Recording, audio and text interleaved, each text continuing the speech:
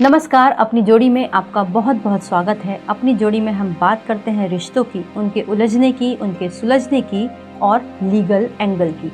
आज बात एक ऐसे केस की जो बहुत ही इंटरेस्टिंग है। कोर्ट रूम में एक पति खड़ा था। उसकी मांग बस इतनी थी कि मेरी पत्नी को मेरे पास वापस भेजो। लेकिन जब पत्नी कोर्ट में पहुंची तो उसने जो डिमांड रखी उसने सबको चौंका दिया। पत्नी ने खुद को कोर्ट में पेश किया और साफ साफ शब्दों में कहा कि मैं अपने पति के साथ नहीं जाना चाहती, मैं अपने प्रेमी के साथ जाना चाहती हूँ। और यहाँ पर अदालत ने उसे प्रेमी के साथ जाने की अनुमति दी। लेकिन आपके मन में ये सवाल आएगा कि जब वो महिला शादीशुदा है, उसका पति डिमांड कर रहा है कि वो उसके घर में रहे, तब कोर्ट ने कैसे प्रेमी के साथ उसको भेज दिया। असल में मामला ये था कि पति ने हैबियस कॉर्पस की याचिका डाली थी। हैबियस कॉर्पस का मतलब ये होता है कि उसने किसी व्यक्ति को कोर्ट में पेश करने के लिए डिमांड की है जिसके बारे में उसे डर है कि उसका अपहरण कर लिया गया, उसे बंधक बना लिया गया या फिर गलत तरीके से कहीं रोक कर रखा गया है, बांध कर रखा गया है। तो जब कोई व्यक्ति हैबियस कॉर्पस की याचिका दाखिल करता है तो ये पुलिस की ड्यूटी बन जाती है कि वो उस व्यक्ति को कोर्ट के अंदर प्रोड्यूस करे। तो जब पति ने ये हैबियस कॉर्पस की याचिका दाखिल की तब पत्नी को कोर्ट में पेश किया गया और पति का दावा था कि उसकी पत्नी को बहकाकर दबाव में लेकर किसी ने कैद कर रखा है, यानी कि उस प्रेमी ने। लेकिन जब कोर्ट ने पूरी बात सुनी तब स्पष्ट हो गया कि पत्नी जो है वो लीगली अपने पति के साथ रहना नहीं चाहती, अपने प्रेमी के साथ जाना चाहती है। तो जब पत्नी है किसी की तो कैसे प्रेमी के साथ भेज दी।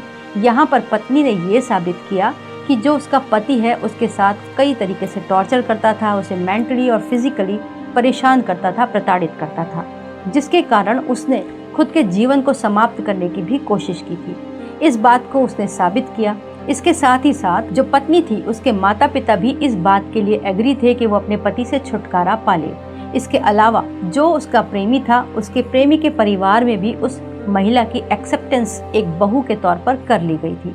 तो इन तरीकों से जब कोर्ट ने एनालाइज किया, देखा, तो वहाँ पर उन्होंने पत्नी को पति के पास ना जाने की इजाज़त दी और प्रेमी के साथ जीवन जीने की पूरी अनुमति दी। अब बात यहाँ पर आई लीगल एंगल की, क्योंकि वो अभी भी किसी की पत्नी है और जब पत्नी है तो वो दूसरी शादी कर नहीं सकती, वो इलीगल हो जाएगी। तो इसीलिए कोर्ट ने आदेश दिया कि जब तक पत्नी का तलाक ना हो जाए तब तक वो अपने माता पिता के घर रहेगी और उसके बाद वो प्रेमी के साथ चली जाएगी और उससे वो अपनी शादी, दूसरी शादी कर सकती है। तो इस केस के अंदर मामला चरित्र का नहीं था, चॉइस का था और कोर्ट ने ये एनालाइज किया कि महिला सही है और उसके जीवन की कीमत अधिक है, वो किसी की कैदी या फिर संपत्ति नहीं है।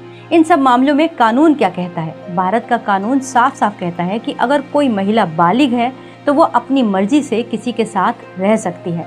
लेकिन हम यहाँ पत्नी की बात नहीं कर रहे, उसे प्रोसेस करना पड़ेगा, डिवोर्स लेना पड़ेगा। लेकिन यहाँ पर कोर्ट ने इमोशनल प्रिंसिपल को फॉलो किया और कहा कि महिला कोई संपत्ति नहीं है जिसे पति कभी भी मांग ले। तो यहाँ पर उनको डिवोर्स प्रोसेस में जाने के लिए कहा गया। लेकिन कहानी यहीं पर ख़त्म नहीं होती। अगर आप सोच रहे हैं कि ठीक है महिला चली गई तो क्या उसे कानूनी अधिकार भी मिलेंगे, मेंटेनेंस मिलेगा या फिर डिवोर्स होने का जो फ़ायदा होता है वो मिलेगा, तो आइए इसको हम दूसरे लीगल एंगल से समझते हैं, मेंटेनेंस के एंगल से समझते हैं। भारत में ऐसे कई केस हुए हैं जहाँ पर महिलाओं ने पति से अलग होकर किसी और के साथ रहना शुरू किया है, जैसे लिव इन के तौर पर या फिर ऐसे ही अनऑफिशियली, और फिर उन्होंने कोर्ट से मेंटेनेंस की मांग की है।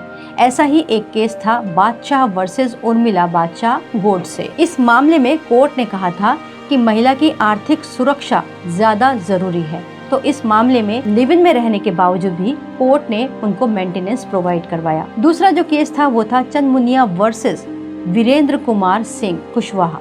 ये लिव इन जैसी ही स्थिति में थे और इस स्थिति में होने के बावजूद भी कोर्ट ने एनालाइज किया कि जो महिला है उसकी जो डिमांड्स हैं वो जायज़ हैं और उनको मेंटेनेंस मिल सकता है। लेकिन इसके अलावा एक और पहलू है कि अगर ये साबित हो जाए कि महिला ने अपने पति को बिना किसी वजह से छोड़ा है या फिर चीट किया है, उसने बाइगैमी की है, उसने पति के अच्छे व्यवहार या फिर सब कुछ होने के बावजूद भी उसके साथ चीटिंग की है, अडल्ट्री में चली गई है, तब ऐसे मामलों में कोर्ट मेंटेनेंस को रिजेक्ट भी कर देता है।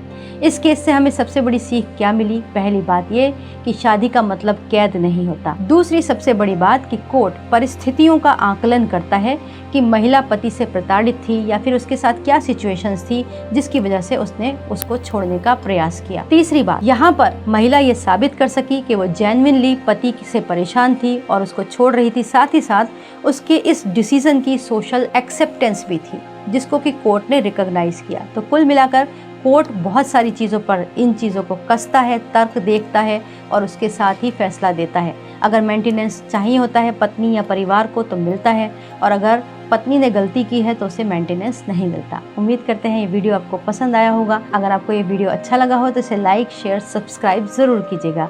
वीडियो देखने के लिए बहुत बहुत धन्यवाद।